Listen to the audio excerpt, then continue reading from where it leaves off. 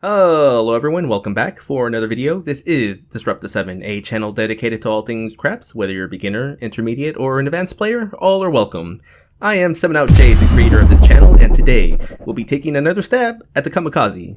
This is part 2 of going all in and trying to make as much as we can with our $150 bankroll. If you haven't seen the first part, I recommend watching the first video, but in today's video, I'll be adding additional footnotes that wasn't mentioned before, things that I may have missed. But I did want to try and see if we could attempt to go beyond that $1,000 profit mark with our small bankroll. In the last video, I noticed that the 7 didn't come up at all, so hopefully in this round, we can have a few 7s hit while we avoid the 7. So let's get to it.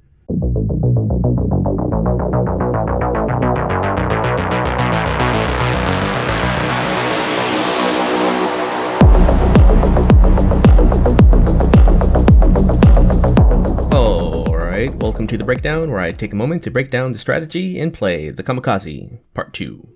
I'll put a link above if you haven't seen part 1 of the Kamikaze video.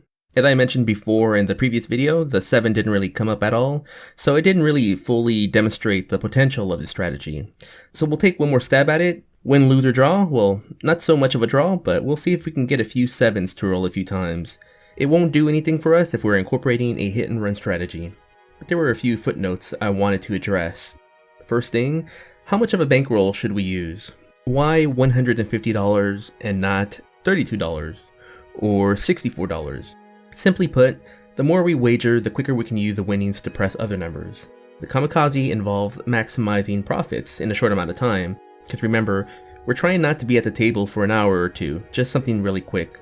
If the table is generous and the shooters are doing well, maybe they're on a hot streak, then we might be tempted to stay longer, in which case, there's a greater chance of losing it all. Hopefully we can win a few and then quickly cash out. Let's examine a $150 wager. Let's say the shooter rolled a 5 after the point was established. A $25 hit pays out $35. Great, it's a first roll. We'll take the $25 and press it. Maybe press another number? Perhaps. For this example, we'll press the 5 again, which leaves $10 left over in our bankroll. The shooter rolls again and rolls another 5. Perfect. We just pressed it. $50 on the 5. The payout is $70. We have 2 green chips to press, but we also have enough $5 chips to change for a green one. We'll tell the dealer to exchange it for another quarter, so now we have 3 numbers to press. We'll do the center numbers 6 and 8, and might as well press the 5 again for good measures. We're still in the second roll and already in a good position. It can be the third roll or the fourth roll. Rarely does the same number hit 3 times. It does happen on occasion. Back-to-back numbers happen all the time, but 3 numbers? Debatable. But in that odd chance that it does, that $75 wager on the 5 pays out $105. That would give us 4 numbers to spread the chips around. Again, it doesn't have to be on the third roll. It could have been on another roll or a few rolls later, but you get the idea. We quickly accelerated whether it was on the third roll or a few rolls later. That would put us around the $360 range. $350 working, and $10 left over that was loose change. So had we used $5 chips, which is $32 working across, and still using the same dice roll that we just saw, then we can't accelerate in the same fashion. The first roll would give us $7 payout. We press the 5, shooter rolls another 5 on the second roll, $14 payout. That's 2 nickels and $4. We can break change for that extra $2 and change for another $5. So then we would have 3 nickels that we can press. 3 numbers to press on while still in the second roll. Okay, so far so good. We can press whichever numbers we desire, but the fact is that we won't be able to quickly gain momentum until we reach the double-digit rolls. The shooter would need to throw the dice fairly well. By then, would it be too late? We would need to be able to be at the table a lot longer, and a reminder, we're trying to leave quickly. The 7 is not going to wait for us after 8, 10, or 20 good rolls. That's why $25 chips does the job. We can certainly have a higher bankroll off the get-go, but use whatever you're comfortable betting with. The second footnote is, since we're literally going all in, do we buy the 4 and 10, or just place them? After a certain amount, it is ideal that you buy. When you buy, you have to pay a VIG fee. That's a 5% commission of the amount of wager. It's advised that we wager at least $20 at a table. because the minimum commission at the casino will charge you for making a buy on a $20 bet is $1. Simple math. If you're playing at a machine, then there's no minimum. The computer calculates for you. 5% of $5, 25 cents. A machine will pay you in pennies if need be, so there's no minimum on a digital machine. Since we're going all in at a $25 number, there's nothing left for us to buy on the 4 and the 10. If we want to buy the 4, then that's an extra $2. Really, it's $1.25, but the casino will round up, and we need to fork over an extra $2 in addition to the $150 that we already went in. Oh, and also don't forget the 10. If we buy the 10, then it's another $2 there, so we need an extra $4 to start off. But the beauty lies in the payoff. When we buy, we get the true odds, 2 to 1. If we have $25, then we get 2 times that, $50. If we have $100, then we get back $200. In the previous video, part 1, we placed the bet.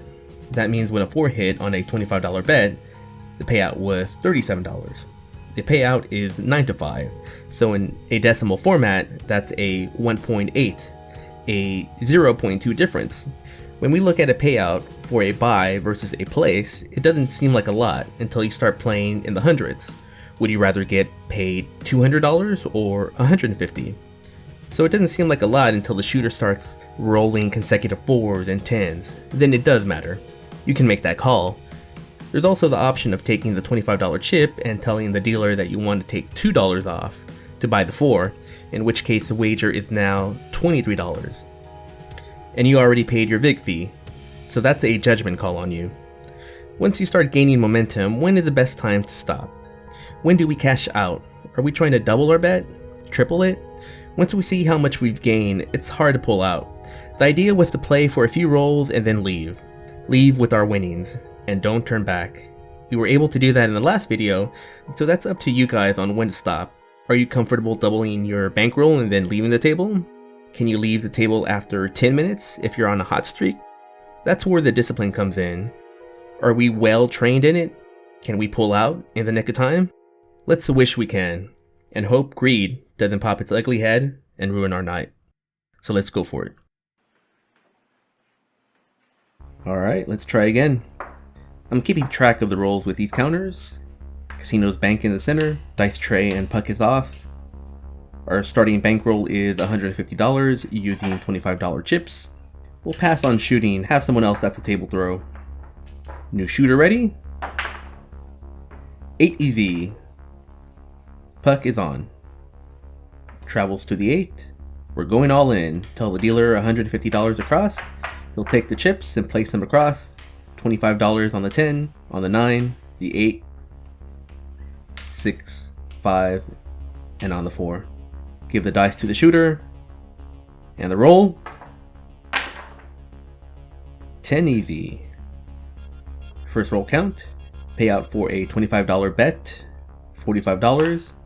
Had we buy, then we would have paid the VIG tax, $4 more for the 4 and 10, but we went all in. Collect the $5 chips, $25 goes back into play, press the 6. So $50 now working.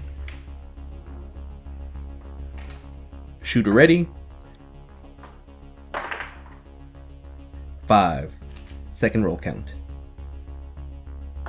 Bank pays us $35.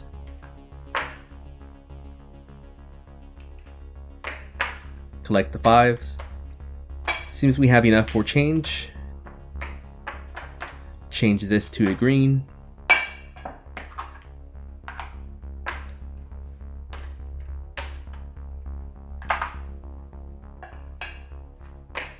And we'll press a 5 and 9.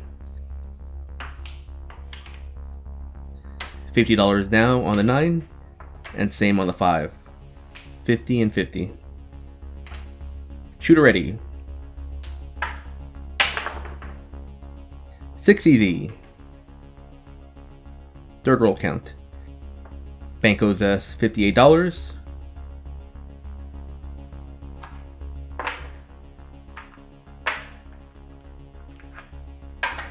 We'll collect here since it's our third roll. We tell the dealer to turn off our bets. Bets are off. Shooter can now go nuts. 8 easy. Reset counters. Shooter got the point. Putt comes off. Our chips stay in the field. Same shooter. 8 easy.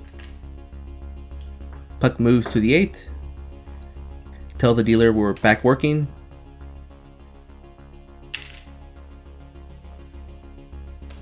And before we forget, let's get these $25 chips to work. 8 and 10. So we press the 10. And same on the 8.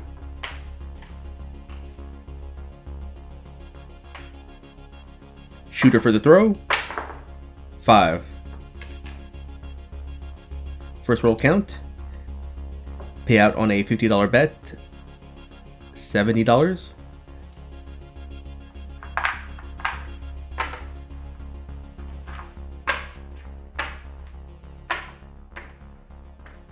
Throw a nickel to the dealer for a green chip.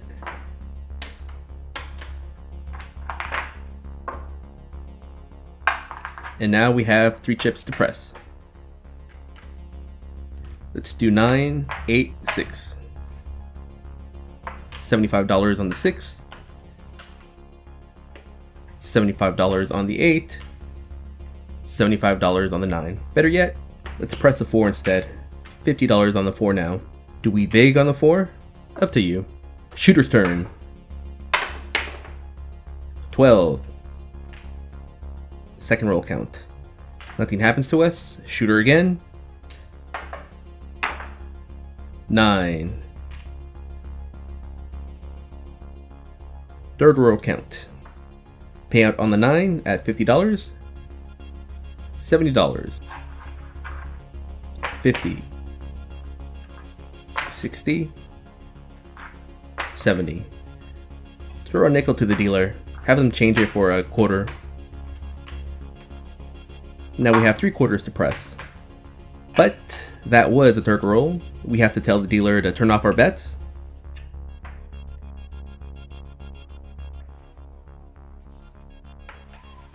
We'll take a breather on the battlefield. Let the shooter do their thing. 9. Nothing happens to us. Force roll count. Shooter again. 7 out. We were able to avoid a loss. Our bets are safe. Puck comes off. Our bets remain. Reset the table. New shooter. Reset counters. New shooter for the roll. 6 easy. Puck moves to the 6. Our bets stay safe intact. But we tell the dealer that our bets are back working. We take our 3 quarters. And press the 9, 8, and 5. That's $75 on the 5.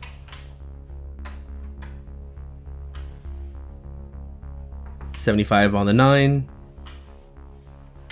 $75 on the 8. Now the shooter.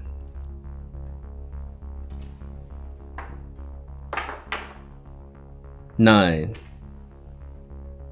First roll count. Payout on the 9. Doing the math here. 104. 4 quarters.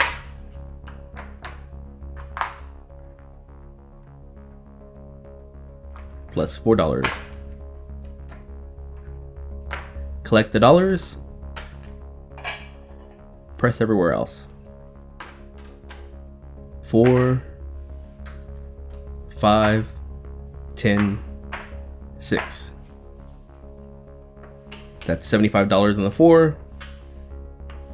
$100 on the 5. Let's clean this up with a black chip.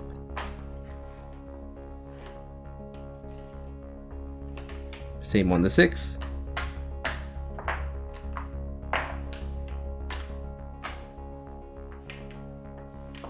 We don't have enough to buy, that's fine.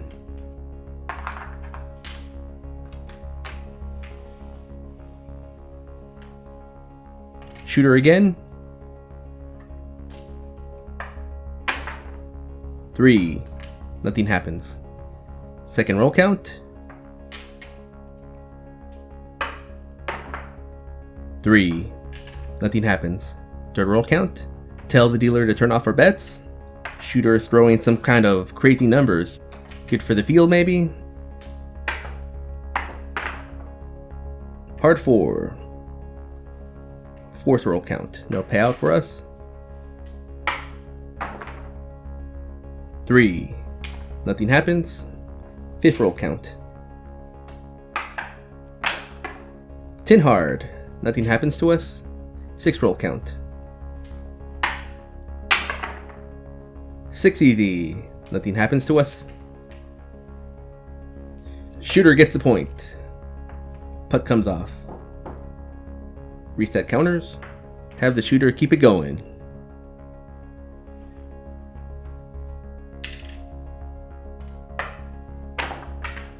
8 easy. Puck moves to the 8. Bets are now working.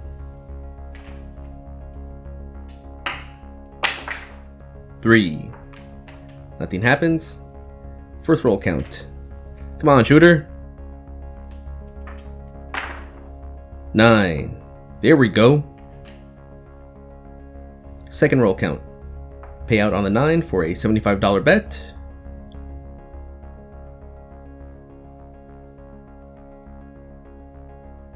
$105.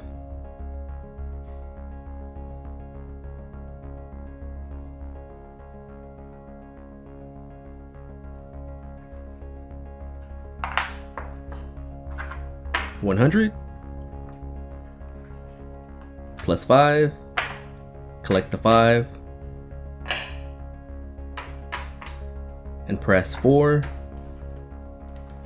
9, 10, and 6.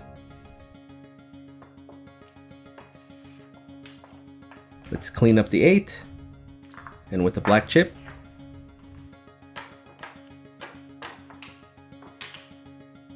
color up the 9,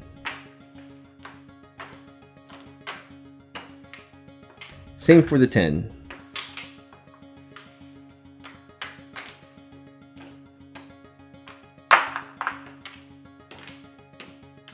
Same for the 4.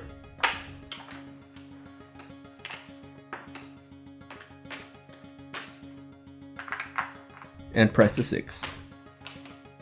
And we're ready. Shooter go. Hard 4. Payout for $100. Would have been nice if we had a buy. 180.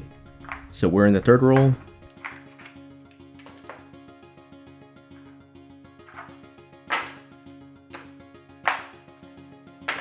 Collect the winnings.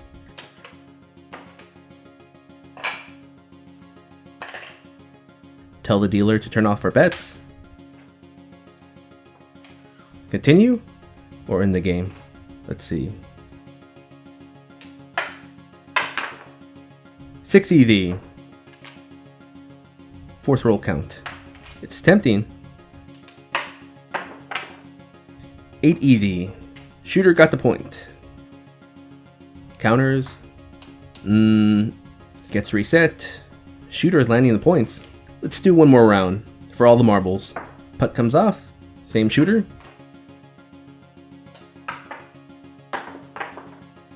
9. Bets are back working. Puck moves to the 9. Let's get these quarters working. 4, 5, 8, 9, 10, and 6. $150 across. $125 on the 4. Same on the 5. $150 on the 6.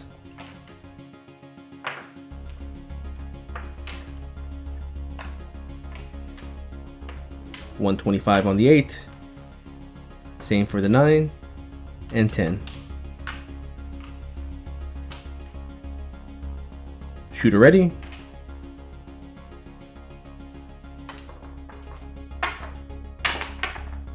Hard 10.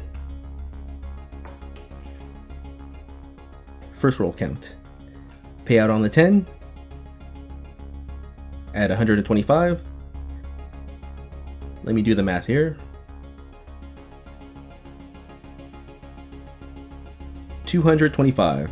I think we'll tip the dealers a $25 tip, so we get $200. Quarters? No. 2 black chips. Get these out of the way and press the 8 and 10. So 225 here, and the same on the 10.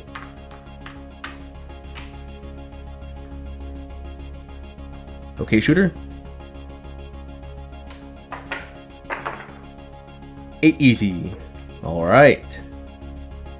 Second roll count at 225. Payout is, let me do the math here, 262. 200, 50, 60, and 2. Let's collect the 1s and 5. Hold on. Change our dollars to a nickel.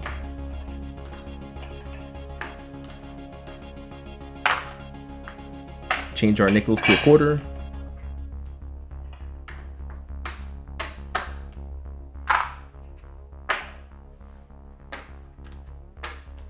So 275 to press.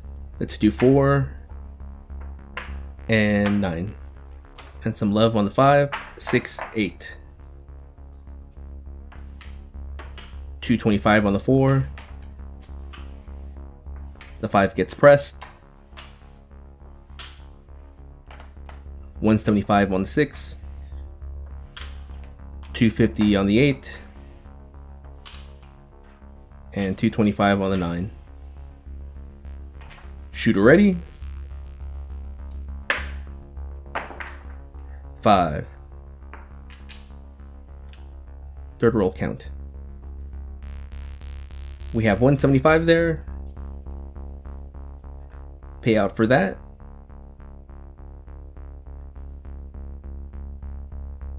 Let me do the math. 245.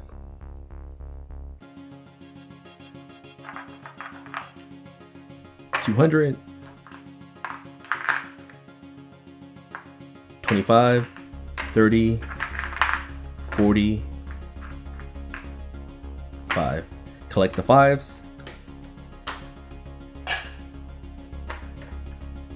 And press 10, 5, 6. 250 on the 10.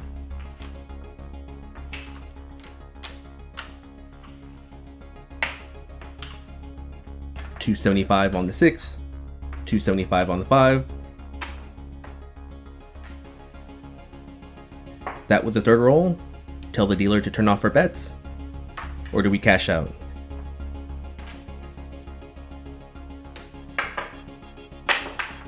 Snake eyes.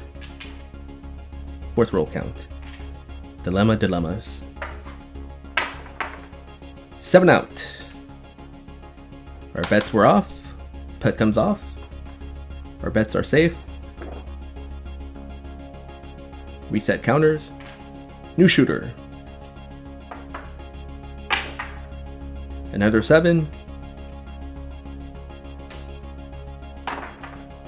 3.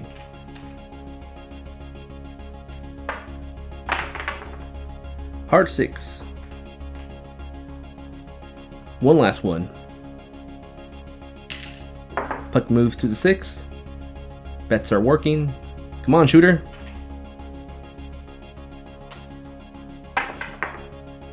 $10 EV. First roll count. We have 250 working. Payout is, let me do the math,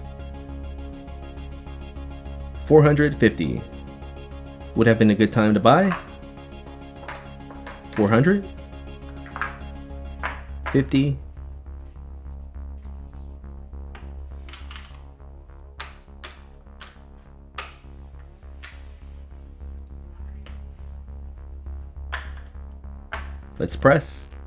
50 on the 4,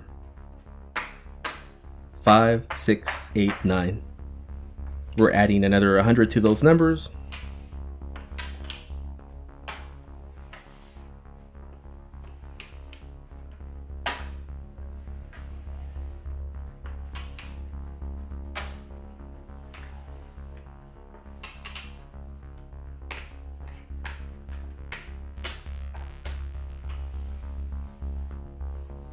Okay, shooter.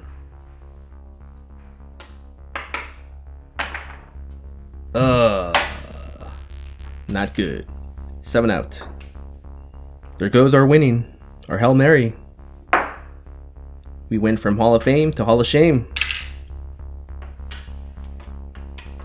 But you know what? Let's see. How much was in the field?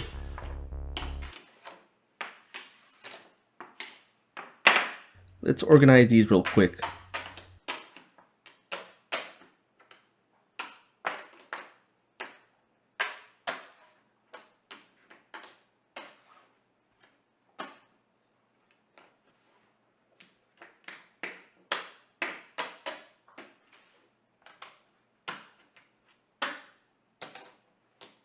Let's take out our original 150 bankroll that we started with. Roll the 5, 5, 5, 100, 100, 100. Let's color these up.